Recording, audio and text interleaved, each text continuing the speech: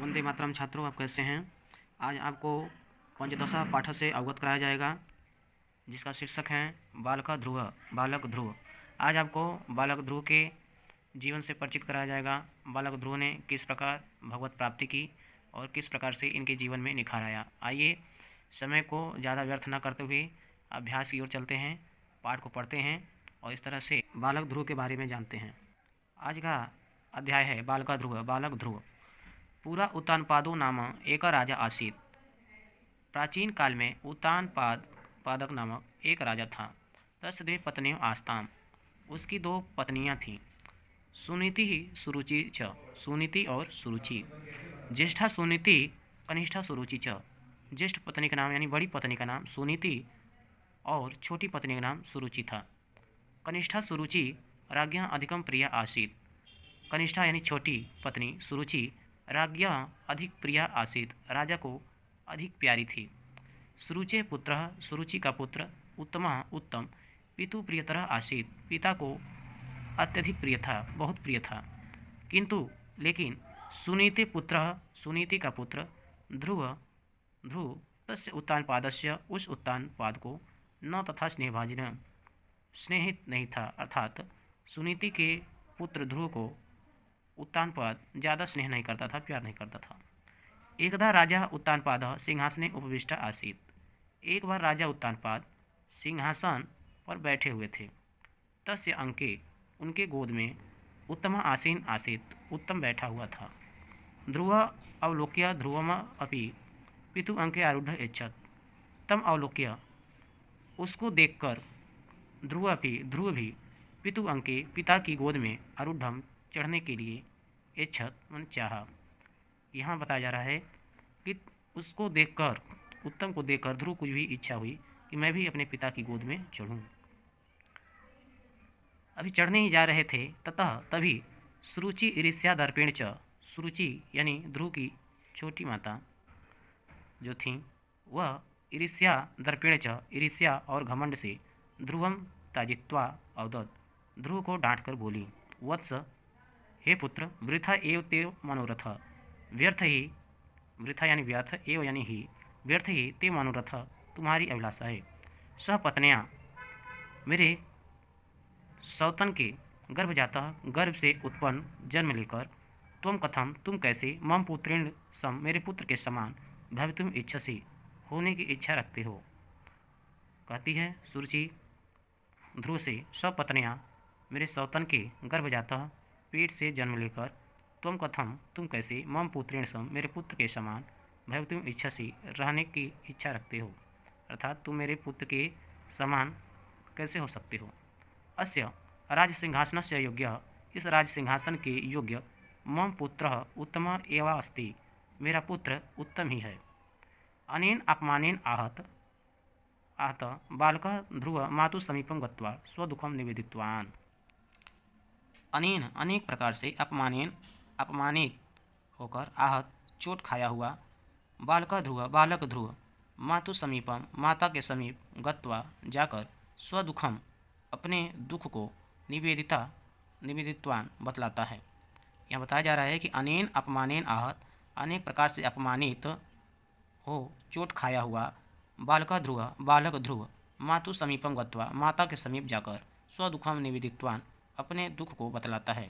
ततः तब माता सुनीति अवदत, माता सुनीति बोली, पुत्र हे पुत्र, दुखम मा कुरु, दुख मत करो, भगवतः शरणम गच्छ, भगवान की शरण में जाओ, सह एव वही स्वप्रसादात अपनी कृपा से तव तुम्हारी मनोरथम पुरिसति अभिलाषा को पूरी करेंगे। इस प्रकार जो है कि ध्रुव की माता सुनीति कहते हैं कि हे पुत्र, दुख मत करो, भगवान की शरण में जाओ, वही अपनी कृपा से तुम्हारी अभिलाषा पूरी करेंगे। इस प्रकार ध्रुव जो है माता की आज्ञा पाकर चल देते हैं। मातु आज्ञाया ध्रुव मधु नामकम महावनम अगच्छत। मातु आज्ञा, माता की आज्ञा से ध्रुव मधु नामकम महावनम, मधु नामक विशाल जंगल में अगच्छत चले जाते हैं। सप्तऋषिणाम परामर्शात, सात ऋषियों के सलाह से, सात ऋषियों के परामर्श से, सप्त ऋषियों के सलाह से तत्र वह वहाँ महातपः कृतवान, बड़े कठोर तपस्या करते हैं। यानी बालक ध्रुव ने जो है कि सप्त ऋषियों की सलाह से वहाँ कठोर तप किए। तपसा प्रसन्ना, तपस्या से प्रसन्न होकर भगवान विष्णु तस्मै बालकाया, उस बालक को दर्शनम दत्तवान, दर्शन दिए। यहाँ जो है बालक ध्रुव के तपस्या करने पर भगवान विष्णु ने उस बालक को दर्शन दिया।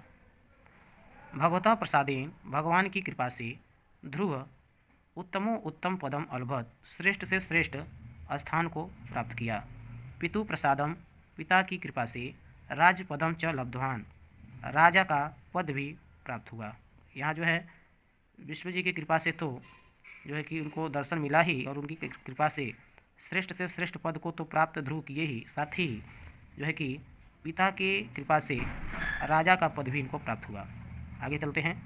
मरणा तदंतरम च स आकाशस्य उत्तर दिशायां सप्तऋषि मंडलस्य समीपे ध्रुवतारा रूपेण स्थिरो अभवत।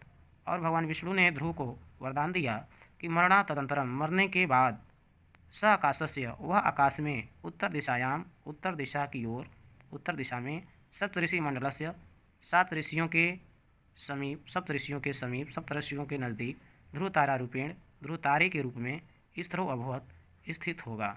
अर्थात वह मरने के बाद बता रहे हैं कि मरणा तदंतरम, मरने के बाद, सह आकाशस्य, वह आकाश में, उत्तर दिशायाम, उत्तर दिशा में, सप्तऋषि मंडलस्य समीपे, सप्तऋषियों के समीप, ध्रुव तारा रूपेण, ध्रुव तारे के रूप में, स्थिरो अभवत, स्थित होंगे।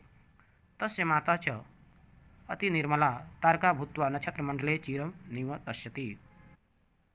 तस्य माता च अति निर्मला, और उनकी माता अति निर्मल अर्थात बहुत स्वच्छ, तारका भूत्वा, तारा बनकर, तारा होकर, नक्षत्र मंडले, तारों के समूह में, चिरम सदा के लिए, निवतष्यति निवास करेंगी। इस तरह से भगवान विष्णु ने ध्रुव को तो जो वरदान दिया ही, साथ ही उनकी माता को भी वरदान दिया कि उनकी माता बहुत स्वच्छ, तारका भूत्वा, जो है कि तारा बनकर, नक्षत्र मंडले, तारों के समूह में, चिरम सदा के लिए, निवतष्यति निवास करेंगी। अर्थात इनकी माता भी जो है कि तारों के समूह में एक स्वच्छ तारे के रूप में सदा के लिए निवास करेंगी, सदा के लिए वहीं रहेंगी। बालको अपि ध्रुव, ध्रुव संकल्पेन सर्वोच्च पदम अलभत।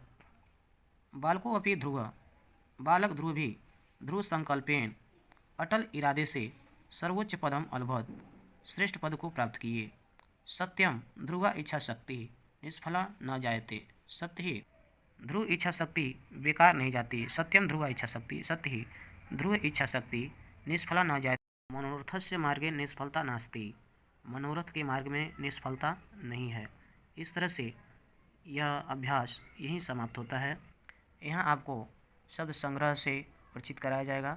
यहाँ जो है शब्दार्थ दिए गए हैं जो इस प्रकार हैं। पूरा प्राचीन काल में पत्नियों, दो पत्नियाँ, ज्येष्ठा, ज्येष्ठ का अर्थ होता है बड़ी, कनिष्ठा का अर्थ होता है छोटी, प्रिया का अर्थ होता है प्यारी, प्रियतर यानी अधिक प्यारा, तथा वैसा, स्नेह भाजनम, स्नेह का पात्र, अंके, गोद में, आसीन, बैठा हुआ, तम अवलोक्य, उसको देखकर, आरूढ़म, चढ़ने के लिए, ईर्ष्या, ईर्ष्या के कारण, एच्छेद, चाह, दर्पेण, घमंड के कारण, तर्जयित्वा, डांट कर, वृथा यानी व्यर्थ, मनोरथा यानी अभिलाषा, सपत्नियाँ, सौतन के, गर्भजात, गर्भ से उत्पन्न, अनेन अपमानेन, इस अपमान से, आहत, चोट खाया हुआ, स्वदुखम, अपना दुख, निवेदित्वान, बतलाया, कहा, माँ यानी मत, भगवत यानी भगवान की, स्वप्रदात, अपनी कृपा से, पुरुषति यानी पूरा होगा, सप्त ऋषाणाम, सात ऋषियों के, परामर्शात यानी सलाह से, महातप, घोर तपस्या, तपसा यानी तपस्या से, दर्शनम यानी साक्षात्कार, दर्शन, उत्तमो उत्तम, उत्तम से उत्तम, श्रेष्ठ सर्वश्रेष्ठ,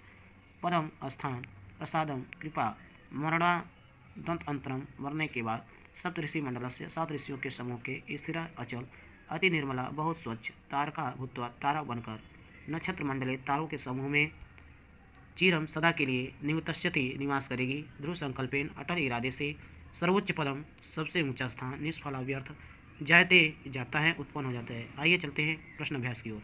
यहाँ कुछ मुख्य संधि विच्छेद दिए गए हैं, पढ़ें और समझें।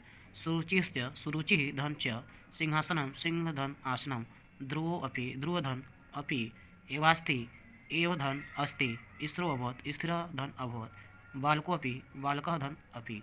अभ्यास कार्य में कुछ प्रश्न इस प्रकार दिए गए हैं। पहला है संस्कृत में उत्तर दें, दूसरा है संधि करें, तीसरा है उचित शब्द चुनकर स्थानों की पूर्ति करें, पांचवा है निम्नलिखित शब्दों के मूल शब्द विभक्त और वचन लिखें, छठवां है निर्देशानुसार धातु रूप लिखें और सातवां है निम्नलिखित क्रियापदों के धातु लिखें। आठवां प्रश्न है निम्नांकित वाक्यों का अनुवाद करें। नौवां प्रश्न है संस्कृत में अनुवाद करें। आइए अब चलते हैं प्रश्न उत्तर की ओर, जो कि आपको प्रश्न का उत्तर। आइए पंचदशः पाठः 15वें पाठ का बालका ध्रुव का प्रश्नोत्तर करें। पहला प्रश्न है देना है संस्कृत में उत्तर दें। संस्कृत में उत्तर देना है सुनीति का आसीत्। उत्तर है राजा उत्तानपादस्य पत्नी आसीत्।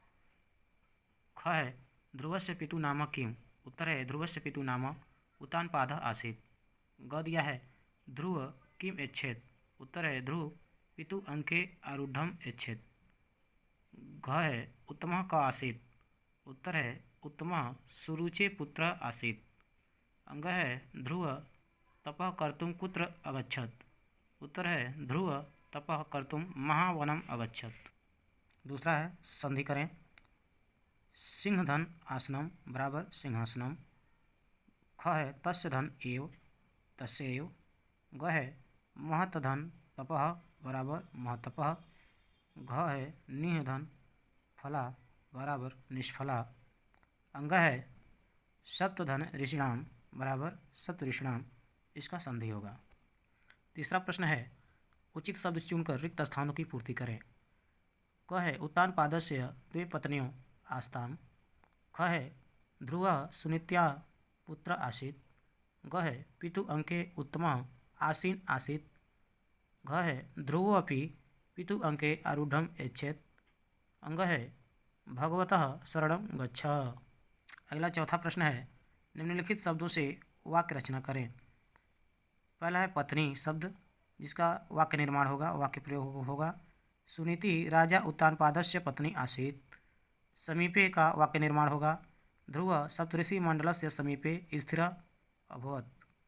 मातुः का वाक्य निर्माण होगा ध्रुव मातुः समीपे अगच्छत्। तस्मै शब्द का निर्माण होगा ईश्वरः तस्मै दर्शनं दत्तवान्।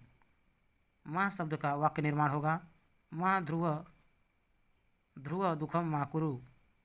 तपः शब्द का वाक्य निर्माण होगा ध्रुव महतपः कृतवान्। इस तरह से दिए गए शब्दों के द्वारा हमने वाक्य का निर्माण किया। पांचवा प्रश्न है निम्नलिखित शब्दों के मूल शब्द विभक्ति और वचन लिखें।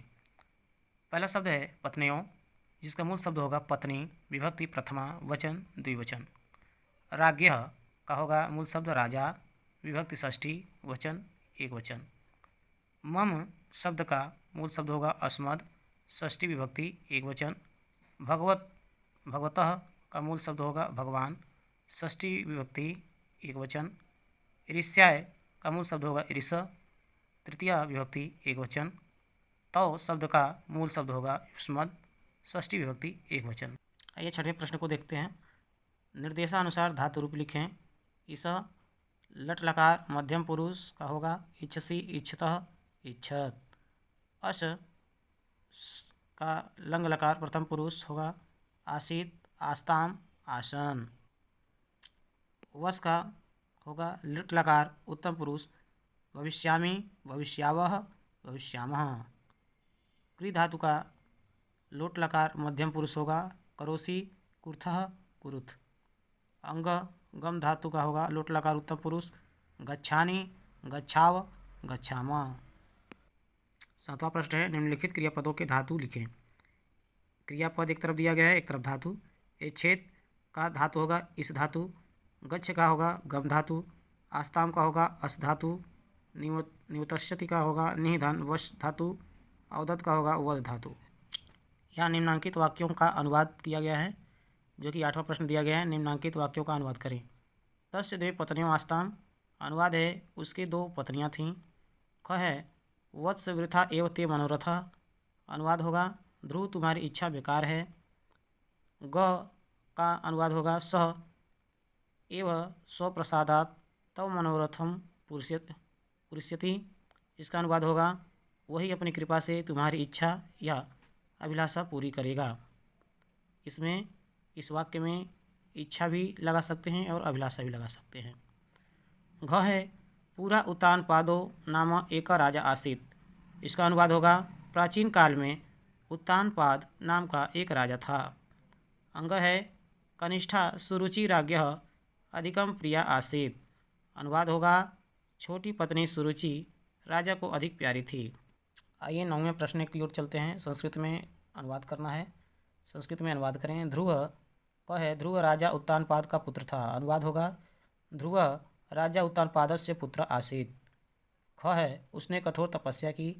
अनुवाद होगा सह महतपः कृतवान। ग है ईश्वर ने उसे दर्शन दिए। इसका अनुवाद होगा भगवान तस्मै दर्शनम दत्तवान। घ है भगवान की कृपा से ध्रुव ने उत्तम पद पाया। इसका अनुवाद होगा भगवतः प्रसादेन ध्रुव उत्तमम पदम लब्धवान। अंग है ध्रुव इच्छा शक्ति बेकार नहीं जाती। अनुवाद होगा ध्रुव इच्छा शक्ति निष्फला न जायते। च है जहाँ मनोरथ है वहाँ निष्फलता नहीं। यत्र मनोरथः तस्य निष्फलता नास्ति। छ है हमें परिश्रमी बनना चाहिए। अनुवाद होगा वयम परिश्रमी भवेम। हमें परिश्रमी बनना चाहिए। इस तरह से छात्रों यह अभ्यास कार्य आपका समाप्त होता है। तब तक के लिए धन्यवाद।